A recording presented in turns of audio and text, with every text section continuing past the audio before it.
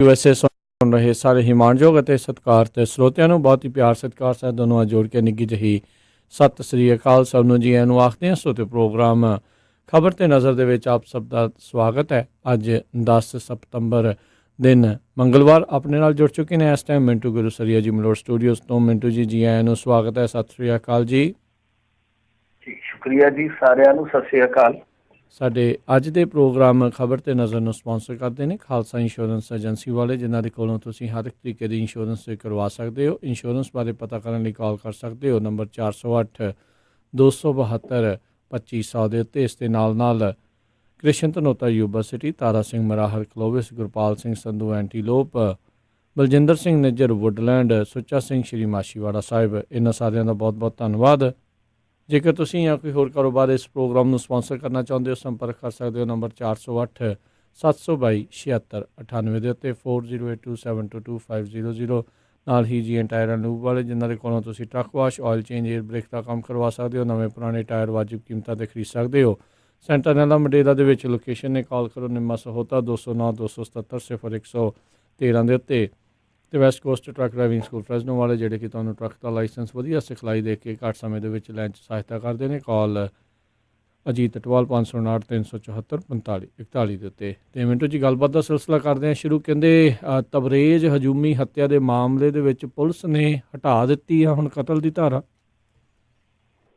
ਚਲੋ ਕੰਮ ਨਿਬੜਿਆ, ਠੰਡੇ ਠੰਡੇ ਇਹਦਾ ਵੀ ਇਨਸਾਫ ਹੋ ਗਿਆ ਜੀ। ਤੇ ਉਹ ਮੁੰਡਾ ਜਿਹਦੀ ਕੁਛ ਮਹੀਨੇ ਪਹਿਲਾਂ ਇੱਕ ਹਜ਼ੂਮ ਨੇ ਕੁੱਟ ਕੇ ਮੌਤ ਕਰ ਦਿੱਤੀ ਸੀਗੀ। ਔਰ ਇਹ ਮਾਮਲਾ ਇਸ ਕਰਕੇ ਦਿਲਚਸਪ ਹੋ ਗਿਆ ਕਿਉਂਕਿ ਹੁਣ ਇਸ ਮਾਮਲੇ 'ਚ ਪੁਲਿਸ ਨੇ ਕਤਲ ਦੀ ਧਾਰਾ ਹਟਾ ਲਈ ਆ। ਤੇ ਇਹ ਮਾਮਲਾ ਇਸ ਤਰ੍ਹਾਂ ਦਾ ਮਾਮਲਾ ਸੀਗਾ ਜਿਹਦੇ ਵਿੱਚ ਸਾਫ਼ ਤੌਰ ਤੇ ਇੱਕ ਅਣਗਹਿਲੀ ਵੀ ਨਜ਼ਰ ਆਉਂਦੀ ਹੈ ਤੇ ਕਿਤੇ ਕਿਤੇ ਸਾਜ਼ਿਸ਼ ਵੀ ਜਾਪਦੀ ਆ। ਕਿਉਂਕਿ ਜਿਹੜਾ ਪਹਿਲਾਂ ਮੈਡੀਕਲ ਹੋਇਆ, ਅਸਲ 'ਚ ਕਹਾਣੀ ਕੀ ਸੀਗੀ ਕਿ ਇਸ ਮੁੰਡੇ ਨੂੰ ਪਹਿਲਾਂ ਫੜਿਆ ਗਿਆ ਮੋਟਰਸਾਈਕਲ ਚੋਰੀ ਦੇ ਦੋਸ਼। ਅੱਜ ਕੱਲ੍ਹ ਤੁਹਾਨੂੰ ਪਤਾ ਭੀੜਾਂ, ਵਕੀਲ ਵੀ ਆਪ ਹੈ, ਜੱਜ ਵੀ ਆਪ ਆ, ਜਲਾਦ ਵੀ ਆਪ ਆ। ਤੇ ਉਹਨਾਂ ਨੇ ਫਿਰ ਮੁੜ ਕੇ ਇਹਦੇ ਤੋਂ ਕਥਿਤ ਤੌਰ ਤੇ ਨਾਅਰੇ ਲਗਾਉਣੇ ਸ਼ੁਰੂ ਕਰ ਦਿੱਤੇ ਕਿ ਜੈ ਸ਼੍ਰੀ ਰਾਮ। ਇਹਨੇ ਕਿਹਾ ਵੀ ਆ, ਇਹਦੇ 'ਚ ਕੋਈ ਸ਼ੱਕ ਨਹੀਂ। ਵੀਡੀਓ ਸਾਰੀ ਵਾਇਰਲ ਹੋਈ ਸੀ। ਉਸ ਤੋਂ ਬਾਅਦ ਇਹਨੂੰ ਕੁੱਟਿਆ ਗਿਆ। ਪੁਲਿਸ ਨੂੰ ਰਾਤ ਦੇ 2 ਵਜੇ ਸੂਚਿਤ ਕੀਤਾ ਗਿਆ। ਪੁਲਿਸ ਵਾਲੇ ਸਾਹਿਬ ਜਿਹੜੇ ਸੀਗੇ ਉਹ 6 ਵਜੇ ਆਪਣੇ ਸਨ। ਤੇ ਉਸ ਤੋਂ ਬਾਅਦ ਹੁਣ ਦੇਖੋ, ਜਿਹੜਾ ਬੰਦਾ 3-4 ਘੰਟੇ ਕੁੱਟਿਆ ਗਿਆ ਤੇ ਉਹਦੇ ਪੱਲੇ ਕੀ ਰਿਹਾ ਹੋਊਗਾ। ਹੋਇਆ ਕੀ ਕਿ ਜਿਹੜੇ ਡਾਕਟਰ ਦੇ ਕੋਲ ਲਗਾਏ, ਅੱਗੋਂ ਡਾਕਟਰ ਵੀ ਸ਼ਾਇਦ ਭੀੜ ਵਾਲਾ ਇੱਕ ਪੁਰਜਾ ਹੀ ਸੀਗਾ ਤੇ ਜਾਂ ਬਿਲਕੁਲ ਹੀ ਖਰਾਬ ਪੁਰਜਾ ਸੀਗਾ। ਉਹਨੇ ਚੱਕ ਕੇ ਮੁੰਡੇ ਨੂੰ ਫਿੱਟ ਕਰਾਰ ਦੇ ਕੇ ਤੇ ਭੇਜ ਦਿੱਤਾ ਸੀਗਾ ਹਿਰਾਸਤ ਦੇ ਵਿੱਚ, ਜਿੱਥੇ ਬ੍ਰੇਨ ਹੈਮਰੇਜ ਦੇ ਨਾਲ ਉਹਦੀ ਮੌਤ ਹੋ ਗਈ ਸੀਗੀ ਜੀ, ਜਿੱਥੇ ਮੌਤ ਹੋ ਗਈ। ਹੁਣ ਦੇਖੋ, ਬਾਅਦ ਦੇ ਵਿੱਚ ਜਦੋਂ ਪੋਸਟਮਾਰਟਮ ਹੋਇਆ, ਉਹਦੀਆਂ ਜਿਹੜੀਆਂ ਸਿਰ ਦੀਆਂ ਹੱਡੀਆਂ ਸੀ ਉਹ ਟੁੱਟੀਆਂ ਆਈਆਂ ਉਹਦੇ 'ਚ। ਔਰ ਡਾਕਟਰਾਂ ਨੇ ਕਿਹਾ ਕਿ ਇਹ ਕਾਰਨ ਆ ਅਸਲ ਦੇ ਵਿੱਚ ਜੋ ਸਿਰ ਦੀ ਸੱਟ ਆ, ਸਮੇਂ ਸਿਰ ਉਹਨੂੰ ਇਲਾਜ ਨਹੀਂ ਮਿਲਿਆ ਤੇ ਇਹਦੇ ਨਾਲ ਹੀ ਇਹਦੀ ਮੌਤ ਹੋਈ ਆ। ਹੁਣ ਅੱਜ ਜਿਹੜੀਆਂ ਖਬਰਾਂ ਆਉਂਦੀਆਂ ਪਈਆਂ ਉਹ ਇਹ ਆਉਂਦੀਆਂ ਪਈਆਂ ਕਿ ਜੋ ਪੋਸਟਮਾਰਟਮ ਦੀ ਰਿਪੋਰਟ ਸੀ ਉਹਦੇ 'ਚ ਇਹ ਕਿਹਾ ਗਿਆ ਕਿ ਦਿਲ ਦੇ ਦੌਰੇ ਨਾਲ ਮੌਤ ਹੋਈ ਆ, ਹਾਲਾਂਕਿ ਪਹਿਲਾਂ ਬ੍ਰੇਨ ਹੈਮਰੇਜ ਸੀਗਾ। ਹੁਣ ਤੁਸੀਂ ਆਪ ਦੇਖ ਲਓ, ਤੁਸੀਂ ਸਿਆਣੇ ਜੇ ਸਾਰੇ ਮੌਜੂਦ ਲੋਕ ਹੋ, ਤੁਸੀਂ ਆਪ ਵੇਖ ਲਓ ਕਿ ਇੱਕ ਬੰਦਾ ਮਰੇ ਦੀ ਵਜ੍ਹਾ ਕੀ ਆ। ਪਹਿਲਾਂ ਉਹਨੂੰ ਕੁੱਟਿਆ, ਕੀ ਇਹ ਵਜ੍ਹਾ ਨਹੀਂ ਹੈ? ਪਹਿਲਾਂ ਸਾਰੇ ਕਾਨੂੰਨ ਨਿਯਮ ਛਿੱਕੇ ਤੇ ਟੰਗ ਕੇ ਪੁੱਛਗਿੱਛ ਕੀਤੀ ਜਾਂਦੀ ਹੈ, ਫਿਰ ਬੰਨ ਕੇ ਐਨ ਯਮਦੂਤਾਂ ਨੂੰ ਕੁੱਟਿਆ ਜਾਂਦਾ ਜਿੱਦਾਂ ਯਮਦੂਤ ਆਏ ਹੋਣ। ਫਿਰ ਉਸ ਤੋਂ ਬਾਅਦ ਡਾਕਟਰ ਨੇ ਉਹਨੂੰ ਇਲਾਜ ਦੇਣ ਦੀ ਥਾਂ ਤੇ ਫਿੱਟ ਕਰਾਰ ਦੇ ਕੇ ਥਾਣੇ 'ਚ ਘੱਲ ਦਿੱਤਾ। ਕੀ ਇਹ ਕੁਤਾਹੀ ਨਹੀਂ ਹੈ? ਫਿਰ ਥਾਣੇ ਵਾਲਿਆਂ ਨੇ ਉਹਨੂੰ ਇਲਾਜ ਹੀ ਨਹੀਂ ਮੁਹੱਈਆ ਕਰਵਾਇਆ, ਜੇਲ੍ਹ 'ਚ ਭੇਜ ਦਿੱਤਾ ਜਿੱਥੇ ਉਹ ਮਰ ਗਿਆ। ਕੀ ਇਹ ਕੁਤਾਹੀ ਨਹੀਂ ਹੈ? ਉਹਦੀ ਮੌਤ ਦੇ ਕਿੰਨੇ ਕਾਰਨ ਲੱਭੇ ਜਾ ਸਕਦੇ ਆ? ਤੁਸੀਂ ਕੋਈ ਕਾਰਨ ਨਹੀਂ ਲੱਭਿਆ। ਇਹਨਾਂ ਨੇ ਕਹਿ ਦਿੱਤਾ ਕਿ ਉਹਦਾ ਤਾਂ ਜੀ ਹਾਰਟ ਫੇਲ ਹੋ ਗਿਆ। ਮੈਂ ਕਿਹਾ ਨਹੀਂ, ਹਾਰਟ ਫੇਲ ਨਹੀਂ ਹੋਇਆ, ਤੁਹਾਨੂੰ ਭੁਲੇਖਾ ਪੈ ਗਿਆ। ਇਹ ਤੇ ਫੁੱਲਾਂ ਦੀ ਵਰਖਾ ਹੋਈ ਸੀ ਉਹਦੇ ਤੇ ਫੁੱਲ ਕਿਤੇ ਉਹਦੇ ਸਿਰ 'ਚ ਵੱਜ ਗਿਆ। ਤੁਹਾਨੂੰ ਭੁਲੇਖਾ ਪੈਣ ਡਿਆ। ਪੁਲਿਸ ਇਸ ਤਰ੍ਹਾਂ ਲਿਖੇ ਕਿ ਫੁੱਲਾਂ ਦੀ ਵਰਖਾ ਕੀਤੀ ਸੀ ਇੰਨੀ ਭੀੜ ਨੇ ਤੇ ਉਹ ਇੱਕ ਫੁੱਲ ਆ ਜਿਹੜਾ ਉਹ ਕਿਤੇ ਦੇ ਮੁੰਡੇ ਦੇ ਸਿਰ ਵਿੱਚ ਵੱਜ ਗਿਆ, ਮਰ ਗਿਆ ਵਿਚਾਰਾ। ਘੱਟ ਗਿਣਤੀਆਂ ਦਾ ਜੋ ਸੀਗਾ ਤਾਂ ਮਰ ਗਿਆ, ਕਿਤੇ ਇੱਕ ਫੁੱਲ ਲੱਗਿਆ। ਸੋ ਕਹਿਣ ਦਾ ਮਤਲਬ ਹੈ ਕਿ ਬੜੀ ਅਜੀਬੋ ਗਰੀਬ ਦੀ ਗੱਲ ਆ ਕਿ ਭੀੜ ਨੇ ਕੁੱਟਿਆ ਤਾਂ ਕੋਈ ਦੋਸ਼ੀ ਨਹੀਂ ਹੈ, ਡਾਕਟਰ ਨੇ ਉਹਨੂੰ ਇਲਾਜ ਨਹੀਂ ਦਿੱਤਾ ਕੋਈ ਦੋਸ਼ੀ ਨਹੀਂ ਹੈ। ਪੁਲਿਸ ਨੇ ਆਪਣਾ ਫਰਜ਼ ਨਹੀਂ ਨਿਭਾਇਆ, ਨਾ ਮੌਕੇ ਤੇ ਪਹੁੰਚੀ, ਨਾ ਇਲਾਜ ਮੁਹੱਈਆ ਕਰਵਾਇਆ, ਕੋਈ ਦੋਸ਼ੀ ਨਹੀਂ। ਕਮਾਲ ਦੀ ਗੱਲ ਆ। ਇਹਦਾ ਮਤਲਬ ਹੈ ਕਿ ਕਿਸੇ ਨੇ ਫਿਰ ਸਹੀ ਗੱਲ ਆਖੀ ਆ कि जुल्म हुआ तो खुदा से फरियाद करे बंदे, अदालतों में अब इंसाफ नहीं तमाशे होते हैं। ਵਾਕਈ ਇਹਦੇ ਵਿੱਚ ਕੋਈ ਦੋ ਰਾਵਾਂ ਨਹੀਂ ਮਿੰਟੂ ਜੀ, ਤੇ ਬਹੁਤ ਹੀ ਅਫਸੋਸਜਨਕ ਇਹ ਗੱਲ ਜਿਹੜੀ ਵਾਪਰੀ ਆ। ਮਿੰਟੂ ਜੀ, ਅਗਲੀ ਜਿਹੜੀ ਗੱਲ ਦੇ ਉੱਤੇ ਨਜ਼ਰ ਮਾਰਦੇ ਆ, ਕਹਿੰਦੇ ਨਵੇਂ ਮੋਟਰ ਵਹੀਕਲ ਐਕਟ ਦੇ ਖਿਲਾਫ ਹੁਣ ਭਾਜਪਾ ਸ਼ਾਸਤ ਰਾਜਾਂ 'ਚ ਉੱਠਣ ਲੱਗਾ ਹੈ ਵਿਰੋਧ। ਬਿਲਕੁਲ ਹੁਣ ਉੱਠਣਾ ਹੀ ਆ। ਹਾਲ ਤੇ ਉਹਨਾਂ ਆਖਿਆ ਜੇ ਆਪਦਾ ਮੁੰਡਾ ਲਿਜਾਣਾ ਜੇ ਤੇ ਲੱਖ ਰੁਪਈਆ ਬੰਨ ਲਿਓ।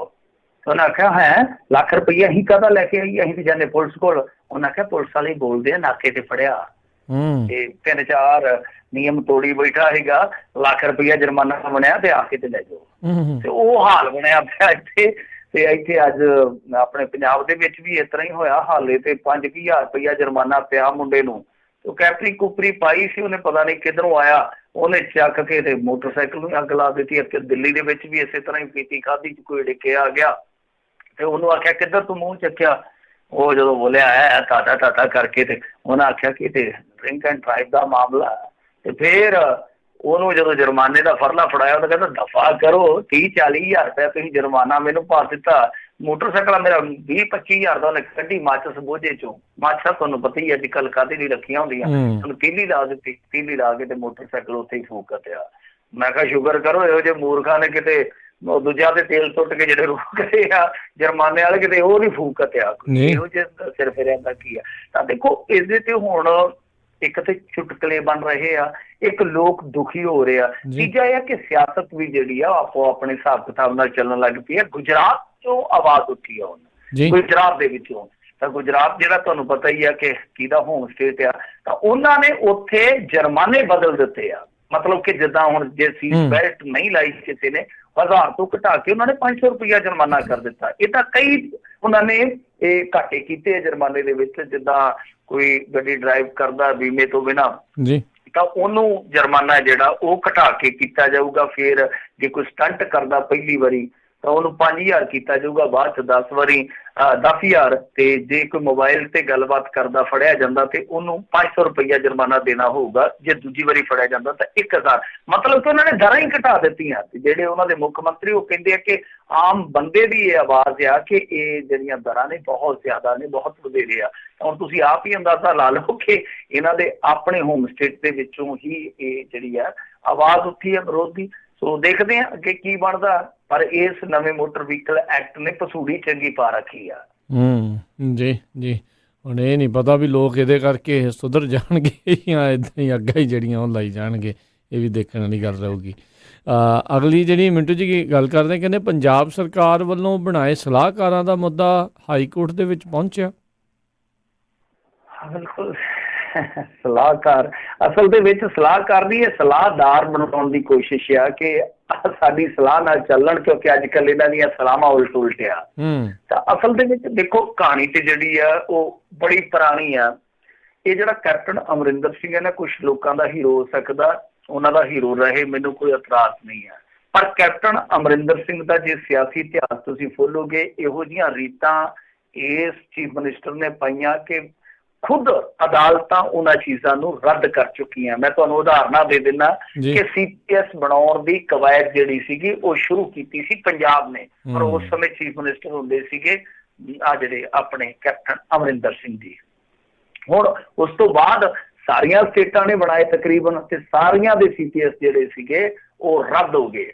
ਹਰਿਆਣਾ, ਦਿੱਲੀ, ਪੰਜਾਬ, ਬੰਗਾਲ, ਤੇਲੰਗਾਨਾ, ਗੋਆ ਸਾਰਿਆਂ ਦੇ ਰੱਦ ਹੋ ਗਏ। ਤਾਂ ਪਿਰਤ ਕਿਹਨੇ ਪਾਈ ਸੀ? ਇਹ ਜਿਹੜਾ ਕ੍ਰੈਡਿਟ ਜਾਂਦਾ ਸੀਗਾ ਉਹ ਕੈਪਟਨ ਅਮਰਿੰਦਰ ਸਿੰਘ ਨੂੰ ਜਾਂਦਾ ਸੀਗਾ। ਔਰ ਇੱਕ ਚੀਜ਼ ਹੋਰ ਵੀ ਬੜੀ ਦਿਲਚਸਪ ਆ, ਵੈਸੇ ਮੇਰੇ ਖਿਆਲ ਦੇ ਨਾਲ ਇਨਕਮ ਟੈਕਸ ਵਾਲਾ ਵੀ ਕੰਮ ਇਹਨਾਂ ਨੇ ਕੀਤਾ ਸੀਗਾ ਕਿ ਇਨਕਮ ਟੈਕਸ ਵੀ ਜਿਹੜੇ ਆ ਉਹ ਭਰੇ ਜਾਣਗੇ ਮੰਤਰੀਆਂ ਸ਼ੰਤਰੀਆਂ ਦੇ, ਉਹ ਲੋਕਾਂ ਦੇ ਪੱਲੇ ਤੋਂ। ਫਿਰ ਇੱਕ ਪਿਰਤ ਜਿਹੜੀ ਹੋਰ ਪਾਈ ਗਈ ਕਿ ਇਹਨਾਂ ਨੇ ਮੰਤਰੀਆਂ ਦੀ ਫੌਜ ਲਾਉਣੀ ਸ਼ੁਰੂ ਕਰ ਦਿੱਤੀ ਸੀਗੀ। ਜਿੱਥੇ ਕਹਾਣੀ ਵਿਗੜੀ, UP ਦੇ ਵਿੱਚ ਇੱਕ ਮਰਤਬਾ 70 ਮੰਤਰੀ ਬਣਾ ਦਿੱਤੇ ਗਏ ਸੀਗੇ, 70। ਤਾਂ ਉਸ ਤੋਂ ਬਾਅਦ ਆਵਾਜ਼ ਉੱਠੀ ਕਿ ਇਹਨਾਂ ਨੇ ਤਾਂ ਖਾਨਾ ਖਰਾਬ ਕਰ ਦੇਣਾ। ਫਿਰ ਉਸ ਤੋਂ ਬਾਅਦ ਇੱਕ ਗਿਣਤੀ ਨਿਸ਼ਚਿਤ ਕੀਤੀ ਗਈ ਸੀਗੀ ਕਿ ਕੁੱਲ ਜਿੰਨੀਆਂ ਅਸੈਂਬਲੀ ਦੀਆਂ ਸੀਟਾਂ ਉਹਦਾ 15% ਤੁਸੀਂ ਮੰਤਰੀ ਰੱਖ ਸਕਦੇ ਹੋ। ਹੁਣ ਜ਼ਾਰਾ ਤੌਰ ਤੇ ਦੇਖੋ ਜੇ 15% ਆਪਾਂ ਫੀਸਦ ਕੱਢੀਏ, ਉਂਗਲਾਂ ਤੇ ਪੋਟਿਆਂ ਤੇ ਗਿਣ ਕੇ ਤੁਸੀਂ ਮੋਬਾਈਲ ਕੱਢ ਲਓ, ਤਾਂ ਮੇਰੇ ਖਿਆਲ ਦੇ ਨਾਲ 117 ਸੀਟਾਂ ਦੀ ਬਣਨੀ ਆ ਉਹ 17.55, ਮਤਲਬ ਕਿ 17 ਹੀ ਇਹਨਾਂ ਦੇ ਮੰਤਰੀ ਬਣ ਸਕਦੇ ਆ। ਔਰ ਇਸ ਟਾਈਮ ਕੈਪਟਨ ਅਮਰਿੰਦਰ ਸਿੰਘ ਦੇ ਸਮੇਤ 18 ਨੇ। ਔਰ ਇਸ ਚੀਜ਼ ਨੂੰ ਵੀ ਲੈ ਕੇ ਚੈਲੰਜ ਹੋਇਆ ਪਿਆ ਕੋਰਟ ਦੇ ਵਿੱਚ ਕਿ 17 ਗਿਣਤੀ ਰੱਖੀ ਜਾ ਸਕਦੀ ਆ, 18 ਨਹੀਂ ਕੀਤੀ ਜਾ ਸਕਦੀ। ਤਾਂ ਉਹ ਅਲੱਗ ਕੇਸ ਚੱਲਦਾ ਤੇ ਹੁਣ ਇਸ ਮਾਮਲੇ ਦਾ ਵੀ ਕੇਸ ਚੱਲ ਗਿਆ। ਕਹਿਣ ਦਾ ਮਤਲਬ ਹੈ ਕਿ ਜਦੋਂ ਇਹ ਗਿਣਤੀ ਮੁਕਰਰ ਕੀਤੀ ਗਈ, ਤੈਅ ਕੀਤੀ ਗਈ, ਸੁਨਿਸ਼ਚਿਤ ਕੀਤੀ ਗਈ ਕਿ ਇੰਨੀ % ਤੋਂ ਵੱਧ ਤੁਸੀਂ ਮੰਤਰੀ ਨਹੀਂ ਜੇ ਰੱਖ ਸਕਦੇ, ਉਸ ਤੋਂ ਬਾਅਦ ਇਹਨਾਂ ਨੇ ਚੋਰ ਮੋਰੀਆਂ ਲੱਭਣੀਆਂ ਸ਼ੁਰੂ ਕਰ ਦਿੱਤੀਆਂ।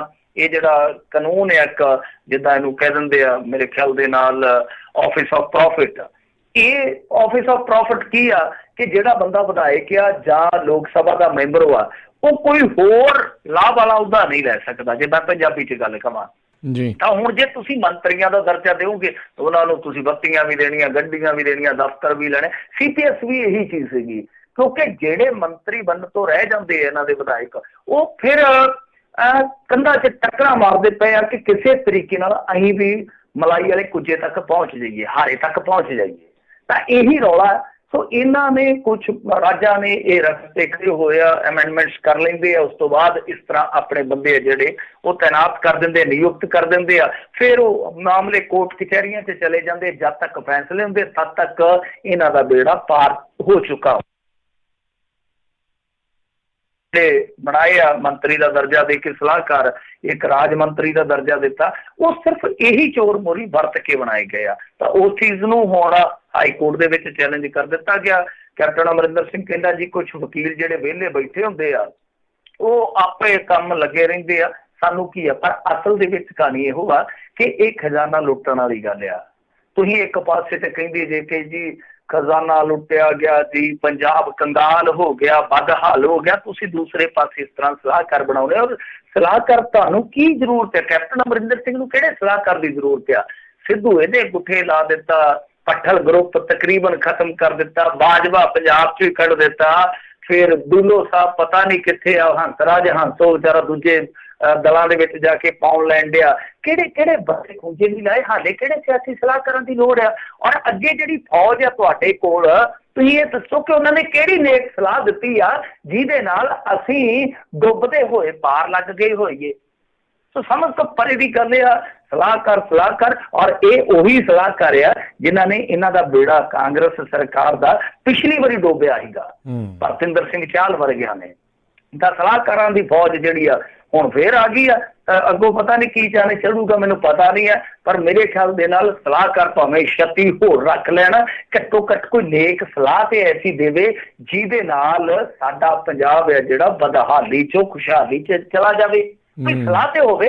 ਅੱਜ ਤੱਕ ਜਿਹੜੇ ਪਿਛਲੇ ਰੱਖੇ ਜਿਨ੍ਹਾਂ ਨੂੰ ਪੰਡਾਂ ਦੇ ਨਾਲ ਰੁਪਈਆ ਦਿੰਦੇ ਆ, ਉਹਨਾਂ ਨੇ ਕੀ ਐਸਾ ਕੱਦੂ 'ਚ ਤੀਰ ਮਾਰਿਆ, ਉਹ ਦੱਸੋ ਤੇ ਸਹੀ ਸਾਨੂੰ। ਜੀ ਜੀ ਜੀ ਮਿੰਟੂ ਜੀ, ਅਗਲੀ ਗੱਲ ਕਰਦੇ ਕਹਿੰਦੇ ਜੰਮੂ ਵਿੱਚ ਸੁਰੱਖਿਆ ਬਲਾਂ ਨੇ ਕੀਤੀ ਨਿਹਾਇਤ ਸਖਤੀ। ਹਾਂ ਦੇਖੋ, ਦੱਸਦੇ ਆ ਕਿ ਜੰਮੂ ਕਸ਼ਮੀਰ ਦੇ ਵਿੱਚ ਇਸ ਵੇਲੇ ਸਥਿਤੀ ਜਿਹੜੀ ਆ ਉਹ ਕਰਫਿਊ ਵਰਗੀ ਆ। ਹਾਲਾਂਕਿ ਦੇਖੋ ਕੁਛ ਇਹਨਾਂ ਦੇ ਜਿਹੜੇ ਆਪਣੇ ਮੀਡੀਆ ਅਦਾਰੇ ਆ ਉਹ ਤੇ ਪੂਰੇ ਟਰਪਲ ਮਾਰੀ ਜਾਂਦੇ ਆ ਕਿ ਉੱਥੇ ਜੀ ਦਵਾਈਆਂ ਜਾ ਰਹੀਆਂ ਨੇ, ਹੈਲੀਕਾਪਟਰ ਵਰਤੇ ਜਾ ਰਹੇ ਆ, ਲੋਕ ਜਿਹੜੇ ਆ ਉਹ ਘਰਾਂ ਦੇ ਵਿੱਚ ਆਨੰਦ ਲੈ ਰਹੇ ਆ। ਕੋਈ ਘਰਾਂ 'ਚ ਕੈਦ ਹੋ ਕੇ ਕਿੱਦਾਂ ਆਨੰਦ ਲੈ ਸਕਦਾ ਜੀ, ਮੈਨੂੰ ਦੱਸੋ। ਸਾਡੇ ਉੱਥੇ ਜੇਲ੍ਹ ਦੇ ਵਿੱਚ ਕੈਦੀ ਆਉਂਦੇ ਹੁੰਦੇ ਸੀਗੇ ਕਿ ਕੈਦ ਭਾਵੇਂ ਸੋਨੇ ਦੇ ਪਿੰਜਰੇ ਦੀ ਹੋਵੇ ਨਾ, ਕੈਦ ਹੀ ਰਹਿੰਦੀ ਆ। ਤਾਂ ਜਿਹੜੇ ਲੋਕ ਘਰਾਂ 'ਚ ਤੜੇ ਆ ਉਹਨਾਂ ਨੂੰ ਤੁਸੀਂ ਜੇ ਮਾੜੀ ਮੋਟੀ ਸਹੂਲਤ ਦਿੰਦੇ ਵੀ ਹੋਵੋਗੇ, ਰਹਿਤ ਦਿੰਦੇ ਵੀ ਹੋਵੋਗੇ, ਪਰ ਉਹ ਖੁਸ਼ ਥੋੜ੍ਹੀ ਹੋਣਗੇ। ਸੋ ਦੱਸਦੇ ਕਿ ਬਹੁਤ ਜ਼ਿਆਦਾ, ਔਰ ਖਾਸ ਤੌਰ ਤੇ ਜੰਮੂ ਦੇ ਵਿੱਚ ਤੇ ਲਾਲ ਚੌਂਕ ਹੈ ਜਿਹੜਾ ਉੱਥੇ ਆਸ-ਪਾਸ ਦੇ ਖੇਤਰਾਂ ਵਿੱਚ ਕਹਿੰਦੇ ਕਿ ਦਾਖਲ ਹੋਣ ਵਾਲੇ ਰਸਤੇ ਜਿਹੜੇ ਉਹ ਕੰਡਿਆਲੀ ਤਾਰ ਦੇ ਨਾਲ ਸੀਲ ਕਰ ਦਿੱਤੇ ਗਏ ਆ। ਬਹੁਤ ਭਾਰੀ ਤਾਦਾਦ ਦੇ ਵਿੱਚ ਨਫਰੀ ਹੈ ਜਿਹੜੀ ਸੁਰੱਖਿਆ ਕਰਮਚਾਰੀਆਂ ਦੀ ਤੈਨਾਤ ਕੀਤੀ ਗਈ ਆ। ਤਾਂ ਦੱਸਿਆ ਤਾਂ ਨਹੀਂ ਜਾ ਰਿਹਾ, ਦੇਖੋ ਅਧਿਕਾਰਤ ਤੌਰ ਤੇ ਮੈਂ ਐਵੇਂ ਕਹਾਂ ਕਿ ਕੋਈ ਅਫੀਸ਼ੀਅਲੀ ਸਟੇਟਮੈਂਟ ਆਈ ਆ, ਪਰ ਅੰਦਾਜ਼ਾ ਇਸ ਗੱਲ ਦਾ ਲੱਗਦਾ ਪਿਆ ਕਿ ਸ਼ਾਇਦ ਮੁਹਰਮ ਦਾ ਜਿਹੜਾ ਜਲੂਸ ਨਿਕਲਣਾ ਹੁੰਦਾ ਉਹਨੂੰ ਰੋਕਣ ਵਾਸਤੇ ਇਹ ਸਭ ਪ੍ਰਬੰਧ ਕੀਤੇ ਜਾ ਰਹੇ ਆ। ਕਿਉਂਕਿ ਇਹਨਾਂ ਨੂੰ ਡਰ ਵਾ ਕਿ ਜੇ ਇਕੱਠ ਹੋਣਗੇ ਤੇ ਫਿਰ ਉਸ ਤੋਂ ਬਾਅਦ ਪ੍ਰੋਟੈਸਟ ਸ਼ੁਰੂ ਹੋ ਸਕਦੇ ਆ। ਸੋ ਲਿਹਾਜ਼ਾ ਇਹਨਾਂ ਨੇ ਮੁਹਰਮ ਦਾ ਜਿਹੜਾ ਜਲੂਸ ਆ ਉਹ ਰੋਕਣ ਵਾਸਤੇ ਇੱਕ ਤਰ੍ਹਾਂ ਨਾਲ ਕਹਿ ਲਈਏ ਕਿ ਅਣਅਧਿਕਾਰਤ ਕਰਫਿਊ ਹੈ ਜਿਹੜਾ ਉਹ ਡਿਪਲੋਏ ਕਰ ਦਿੱਤਾ, ਉੱਥੇ ਲਾਗੂ ਕਰ ਦਿੱਤਾ, ਨਾਫਜ਼ ਕਰ ਦਿੱਤਾ। ਤਾਂ ਇਹ ਹੁਣ ਆਪਣੇ ਆਪ ਦੇ ਵਿੱਚ ਇੱਕ ਸਵਾਲ ਬਣੂਗਾ। ਜਿਹੜੇ ਲੋਕ ਕਹਿੰਦੇ ਸੀਗੇ ਕਿ 370 ਹਟਾਉਣ ਦੇ ਨਾਲ ਜਾਂ ਉਹਨੂੰ ਬਿਲਕੁਲ ਚਿੱਬਾ ਕਰ ਦੇਣ ਨਾਲ ਬਹੁਤ ਕੁਝ ਠੀਕ ਹੋ ਜਾਊਗਾ, ਕੀ ਹਾਲੇ ਹੋਰ ਸਮਾਂ ਚਾਹੀਦਾ? ਕਿੰਨੇ ਸਾਲ ਲੱਗਣਗੇ ਸਭ ਕੁਝ ਠੀਕ ਹੋਣ ਲੱਗਿਆ? ਔਰ ਦੂਜੀ ਚੀਜ਼ ਇੱਕ ਹੋਰ ਵੀ ਆ, ਇਸ ਹਾਲਤ ਦੇ ਵਿੱਚ ਤੁਸੀਂ ਕਿਸੇ ਦਾ ਦਿਲ ਕਿੱਦਾਂ ਜਿੱਤ ਸਕਦੇ ਹੋ? ਤੀਜੀ ਗੱਲ ਹੋ ਰਿਹਾ ਕਿ ਜੇ ਤੁਸੀਂ ਧਾਰਮਿਕ, ਦੇਖੋ ਧਾਰਮਿਕ ਮਾਨਤਾਵਾਂ ਨੇ, ਕੋਈ ਧਰਮ ਨੂੰ ਮੰਨਦਾ ਜਾਂ ਨਹੀਂ ਮੰਨਦਾ ਉਹਦਾ ਨਿੱਜੀ ਮਸਲਾ, ਪਰ ਇਸ ਮੁਲਕ ਦੇ ਵਿੱਚ ਧਾਰਮਿਕ ਮਾਨਤਾਵਾਂ ਨੂੰ ਵੀ ਅਧਿਕਾਰ ਆ। ਆਪਾਂ ਦੇਖਦੇ ਹਾਂ ਧਰਮ ਦੇ ਵੀ ਵਿਸ਼ੇਸ਼ ਅਧਿਕਾਰ ਹੈਗੇ ਆ। ਤਾਂ ਜਦੋਂ ਤੁਸੀਂ ਉਹਨਾਂ ਅਧਿਕਾਰਾਂ ਦਾ ਹਨਨ ਕਰੋਗੇ, ਧਾਰਮਿਕ ਆਜ਼ਾਦੀ ਤੇ ਤੁਸੀਂ ਇੱਕ ਪ੍ਰਤੀਬੰਧ ਲਾਓਗੇ, ਪਾਬੰਦੀ ਲਾਓਗੇ, ਤਾਂ ਇਹ ਜਿਹੜੇ ਅੰਗਿਆਰੇ ਆ ਬੇਸ਼ੱਕ ਥੋੜੇ ਘੱਟ ਸੁਲਗਣਗੇ, ਪਰ ਜਦੋਂ ਵੀ ਹਵਾ ਮਿਲੀ ਇਹਨਾਂ ਨੇ ਭਾਂਬੜ ਬਣ ਜਾਣਾ। ਤਾਂ ਕਹਿਣ ਦਾ ਮਤਲਬ ਕਿ ਬਹੁਤ ਔਖਾ। ਦੇਖਦੇ ਆ ਕਿ ਕੀ ਬਣਦਾ, ਪਰ ਕਿਆਫੇ ਇਹੋ ਹੀ ਆ ਕਿ ਮੁਹਰਮ ਦਾ ਜਲੂਸ ਰੋਕਣ ਵਾਸਤੇ ਹੀ ਸਭ ਕੁਛ ਜਿਹੜਾ ਕੀਤਾ ਜਾ ਰਿਹਾ। ਜੀ ਜੀ, ਅਸਾਮ ਦੇ ਵਿੱਚ 371 ਧਾਰਾ ਹੈਗੀ ਆ ਮਿੰਟੂ ਜੀ, ਤੇ ਅਮਿਤ ਸ਼ਾਹ ਬੋਲੇ ਕਹਿੰਦੇ ਨਾ ਜੀ ਨਾ, ਉਹਨੂੰ ਤਾਂ ਨਹੀਂ ਆਪਾਂ ਛੇੜਦੇ। ਨਹੀਂ, ਬਹੁਤ ਸਾਰੇ ਰਾਜਾਂ ਦੇ ਵਿੱਚ ਵਿਸ਼ੇਸ਼ ਹੈਗੀਆਂ ਨੇ। ਪੂਰਬੀ ਰਾਜ ਚੱਕ ਲਓ ਤੁਸੀਂ, ਬਹੁਤ ਸਾਰੇ ਨੇ ਜਿਨ੍ਹਾਂ ਰਾਜਾਂ ਦੇ ਵਿੱਚ ਇਹ ਆ ਵਿਸ਼ੇਸ਼ ਰਾਇਤਾਂ ਮਿਲੀਆਂ। ਪਰ ਜੰਮੂ ਦੀ ਜਿਹੜੀ ਜੰਮੂ ਕਸ਼ਮੀਰ ਦੀ ਘਾਟੀ ਦੀ ਵਾਦੀ ਦੀ ਜਿਹੜੀ 370 ਧਾਰਾ ਹੈ, ਇਹ ਇਹਨਾਂ ਨੂੰ ਹੋਰ ਕਿਸਮ ਦੇ ਅਖਤਿਆਰ ਦਿੰਦੇ ਸੀ। ਇੱਕ ਆਇਡੈਂਟੀ ਸੀ ਉਹਨਾਂ ਦੀ, ਇੱਕ ਪਛਾਣ ਸੀਗੀ। ਇਹ ਨਹੀਂ ਹੈਗਾ ਜਿਹੜਾ ਜੰਮੂ ਕਸ਼ਮੀਰ ਦਾ ਇਹ ਅਖਤਿਆਰ ਸੀਗਾ ਨਾ ਇਹਨਾਂ ਦੇ ਕੋਲ, ਜਿੱਦਾਂ ਕਹਿ ਲਈਏ ਖੁਦ ਮੁਖਤਿਆਰੀ ਸੀ ਇੱਕ ਬਹੁਤ ਤਗੜੀ, ਉਹ ਨਹੀਂ ਹੈਗੀ ਦੂਜੇ ਰਾਜਾਂ 'ਚ। ਹਾਂ, ਉਹਨਾਂ ਦੀਆਂ ਵਿਸ਼ੇਸ਼ ਹੋਰ ਰਾਇਤਾਂ ਨੇ, ਕਿਉਂਕਿ ਦੇਖੋ ਤੁਹਾਨੂੰ ਪਤਾ ਹੀ ਆ ਕਿ ਇੰਡੀਅਨ ਯੂਨੀਅਨ ਕਿੱਦਾਂ ਬਣੀ ਸੀਗੀ।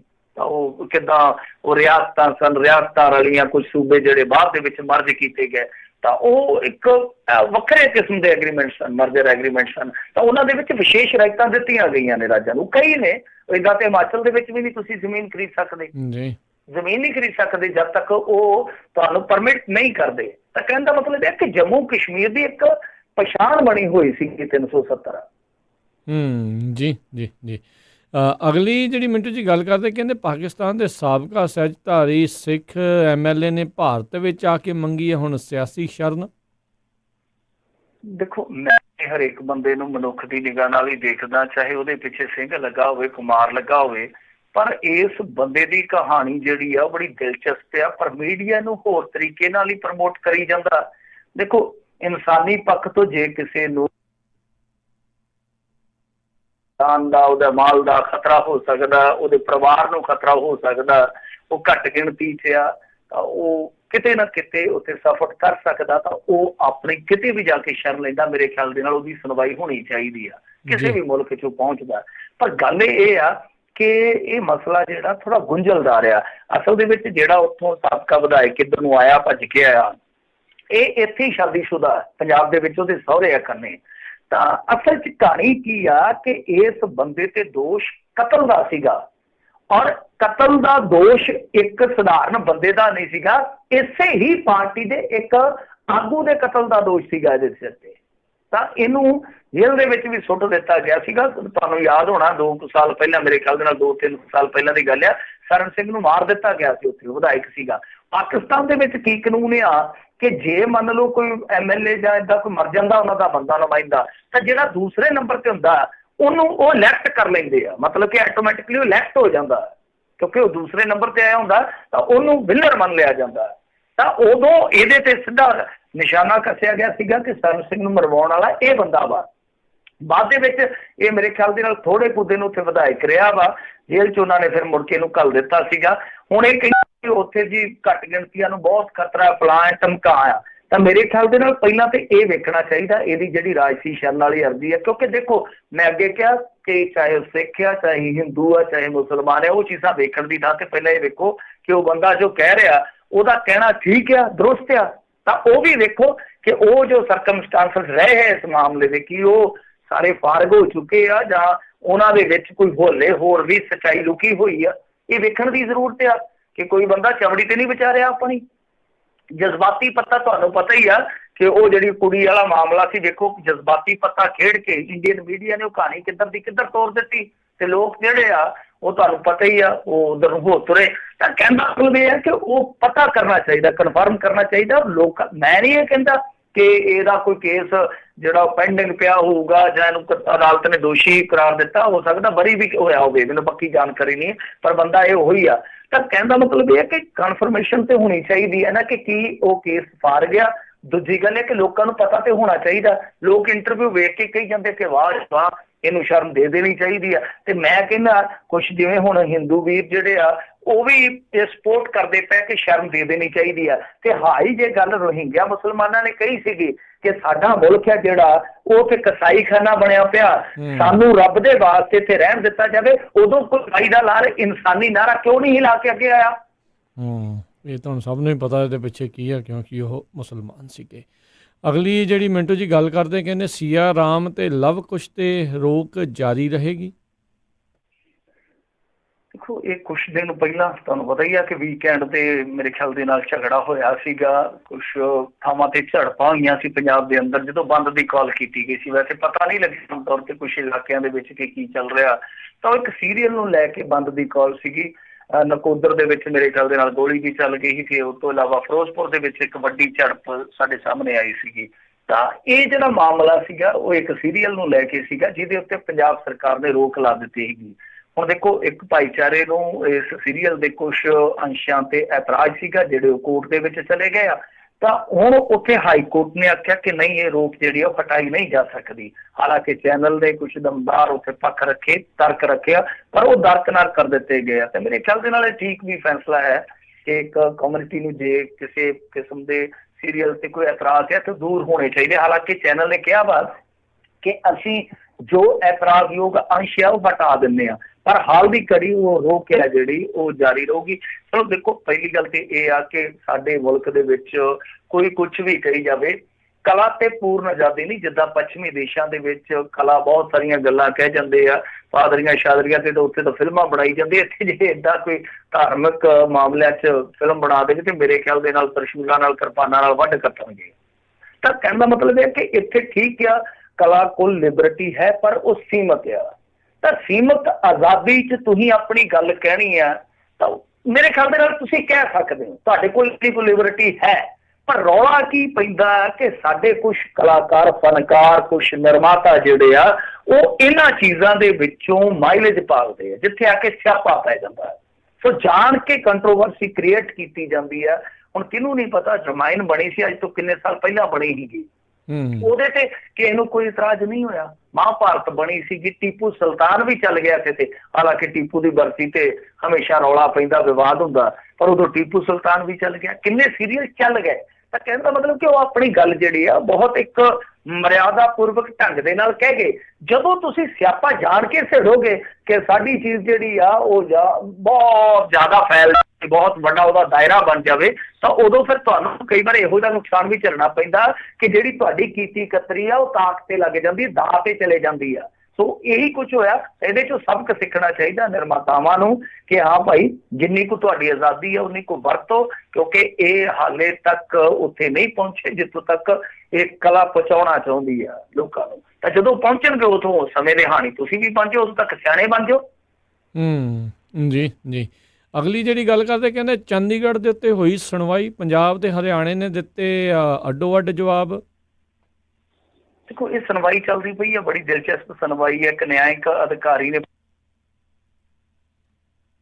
ਇਹਦਾ ਜਿਹੜਾ ਤਰਕ ਆ ਉਹ ਇਹੋ ਹੀ ਆ ਕਿ ਸਾਨੂੰ ਰਿਜ਼ਰਵੇਸ਼ਨ ਦਾ ਲਾਭ ਨਹੀਂ ਮਿਲ ਰਿਹਾ, ਮਤਲਬ ਕਿ ਜੋ ਇੱਥੇ ਨਿਯੁਕਤੀਆਂ ਹੁੰਦੀਆਂ ਨੇ ਸਾਨੂੰ ਉਹਦਾ ਲਾਹਾ ਨਹੀਂ ਦਿੱਤਾ ਜਾ ਰਿਹਾ। ਤਾਂ ਇਹ ਮੇਨ ਪਰਪਸ ਹੈ ਉਸ ਪਟੀਸ਼ਨ ਦਾ ਜਿਹਦੇ ਤੇ ਸੁਣਵਾਈ ਚੱਲਦੀ ਪਈ ਆ।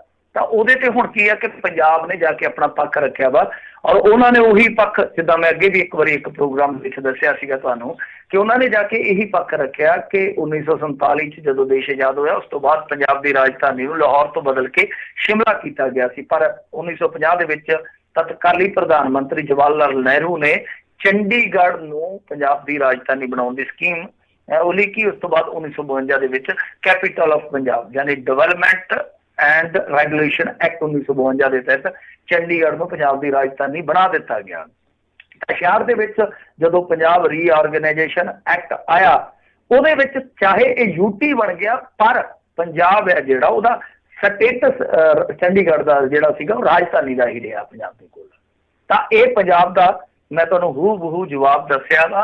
ਹਰਿਆਣੇ ਨੇ ਕੀ ਕਿਹਾ? ਹਰਿਆਣੇ ਨੇ ਕਿਹਾ ਕਿ ਦੇਖੋ ਜੀ ਕਿ ਬੇਸ਼ੱਕ ਪੰਜਾਬ ਵਾਂਗੂ ਹਰਿਆਣਾ ਜਿਹੜਾ ਉਹ ਦਾਅਵਾ ਨਹੀਂ ਕਰਦਾ ਕਿ ਚੰਡੀਗੜ੍ਹ ਉਹਨਾਂ ਦਾ ਹਿੱਸਾ ਹੈ, ਬਟ ਉਹ ਸਾਡੀ ਰਾਜਧਾਨੀ ਹੈ।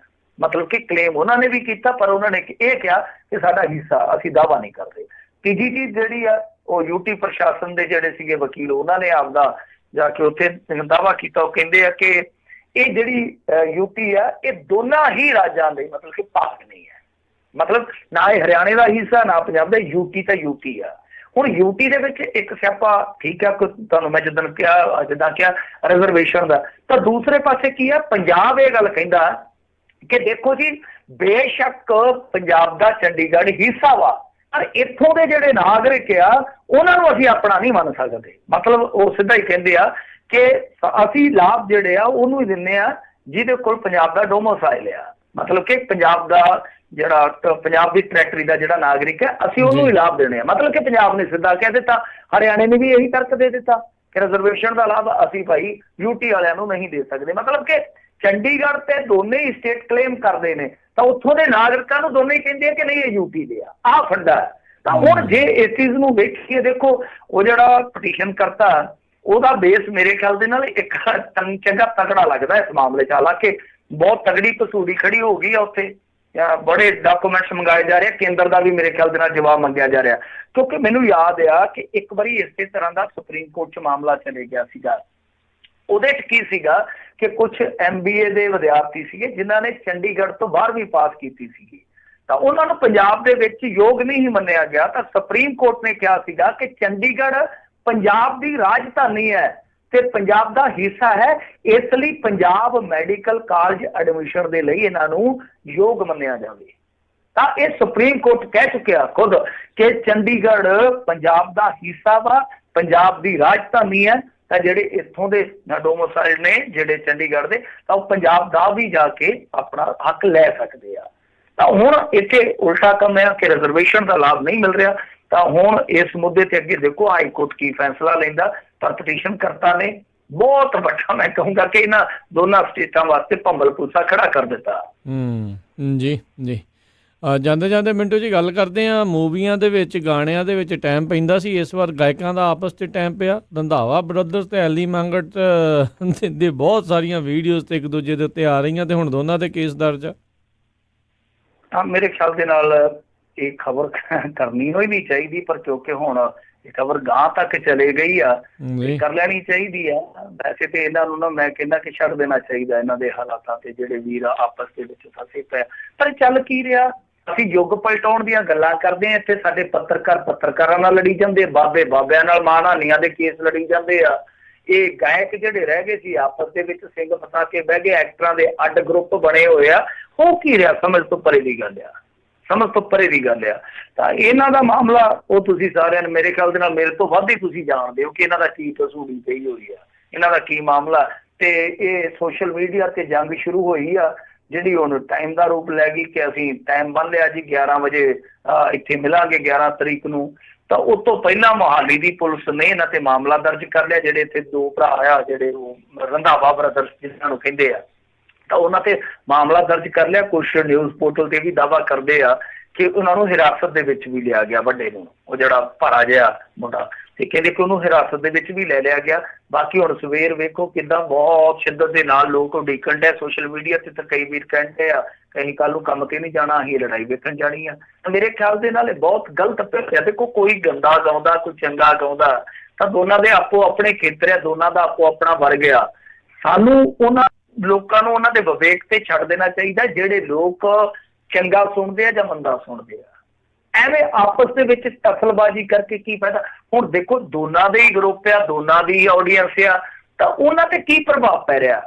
ਜਿਹੜੇ ਚੰਗਾ ਗਾਉਣ ਦਾ ਦਾਅਵਾ ਕਰਦੇ ਆ ਕਿ ਅਸੀਂ ਚੰਗਾ ਗਾਉਂਦੇ ਆ, ਪਰ ਉਹ ਕੀ ਦੇ ਰਹੇ ਆ ਇਸ ਲੜਾਈ 'ਚੋਂ, ਗਾਲਾਂ ਉਹ ਵੀ ਕੱਢੀ ਜਾਂਦੇ ਆ ਬਰਾਬਰ, ਟਾਈਮ ਉਹ ਵੀ ਬੰਨੀ ਜਾਂਦੇ ਆ, ਉਹਨਾਂ ਦੇ ਬੰਦੇ ਵੀ ਆ ਕੇ ਸਪੋਰਟ ਕਰੀ ਜਾਂਦੇ ਆ। ਇਹਨਾਂ ਨੂੰ ਬੰਦੇ ਬਣਨ ਦੀ ਜ਼ਰੂਰਤ ਆ। ਜੇ ਲੜਨਾ ਹੀ ਆ ਤੇ ਕੋਈ ਸਾਂਝੇ ਤੌਰ ਤੇ ਕੋਈ ਮੰਚ ਬਣਾ ਕੇ ਕਲਾਕਾਰਾਂ ਲਈ, ਗੀਤਕਾਰਾਂ ਲਈ, ਲੋਕ ਬਥੇਰੀਆਂ ਲੜਾਈਆਂ ਲੜੀਆਂ ਜਾ ਸਕਦੀਆਂ। ਕਿਹੜੀ ਪੱਗ ਨੂੰ ਪੈ ਗਏ ਤੁਸੀਂ? ਤੁਹਾਨੂੰ ਉੱਥੇ ਟੈਂਟ ਬੰਨ ਕੇ, ਜੇ ਇੰਨਾ ਹੀ ਸ਼ੌਕ ਕਾਹਤੋਂ ਟੈਂਟ ਬੰਨਣਾ, ਸੁੱਪ ਚ ਪੀਤੇ ਜਾਓ ਤੇ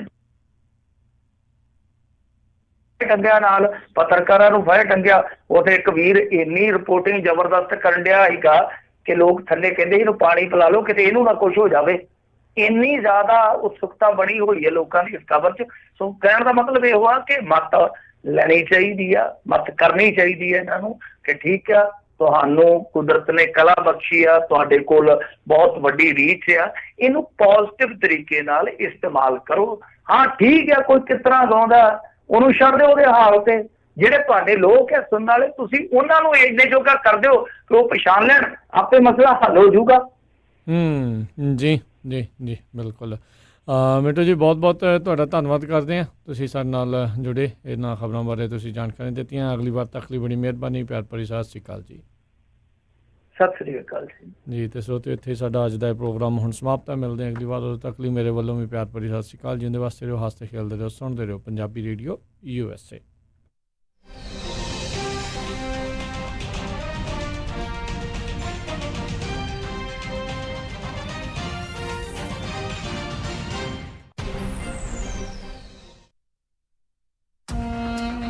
हक सच